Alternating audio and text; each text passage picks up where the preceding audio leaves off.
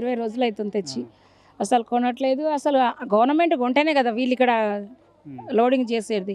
అసలు కొంటలేరు. ప్రతి ఒక్కటి ఇట్లనే సతాయిస్తున్నారు. ఈ గవర్నమెంట్ గెలిచి ఏం లాభము? కాంగ్రెస్ కావచ్చు ఏమొస్తున్నది? ఈ పంటలన్నీ వండిమంటారు, ఏం కొనారు, ఏం లేదు. జల్లి బట్టి అది చేసి ఇది చేసి నగదు పైసలు పెట్టి చేస్తే ₹1 వచ్చింది లేదా, ఇప్పుడు ఏం లేదా. భారతం కాడ నుంచి కొనుక్కొస్తున్నారు జొన్నలకి. గవర్నమెంట్ ఏమి ఇస్తున్నారు? బంగారం రేట్ ఎక్కువ చేస్తారు సెంట్రల్ గవర్నమెంట్, ఎండి రేట్ ఎక్కువ చేస్తారు, నూనెలకు ఎక్కువ చేస్తారు, పెట్రోల్కి ఎక్కువ చేస్తారు. ఎట్లా బతారు సార్ లేనోళ్ళు? ఉన్నోళ్ళకి ఏమి ఉండదు. లేనోళ్ళు ఎవరు చూస్తారు? ఎవరైనా ఉన్నోళ్ళు హెల్ప్ చేస్తారు. ఇక్కడ ఉన్న ఎమ్మెల్యే కానీ అధికారులు కానీ ఇక్కడ ఉన్న పార్టీ నాయకులు కానీ ఏమంటున్నారు? గజ్వేల కేసీఆర్ ఉన్నాడు, మరి ఆయన లేడు కాదు ఇక్కడ ఇప్పుడు. ఆయనది ఇప్పుడు గెలిచిందా? కొంచెం గజ్వేల్ మండలం గెలిచింది. వేరే దగ్గర అంతా వాళ్ళే ఉన్నారు కదా. మస్తుగా చూసిండు. 3-4 సార్లు వచ్చి ధర్నా చేసిండ్రు.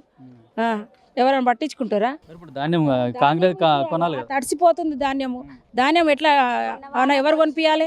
మీకు వర్షం వస్తే ఏంది పరిస్థితి? రేవంత్ రెడ్డి మాట్లాడాలి కదా. రేవంత్ రెడ్డి మాట్లాడితేనే ఇవన్నీ ఇక్కడ జరిగేది.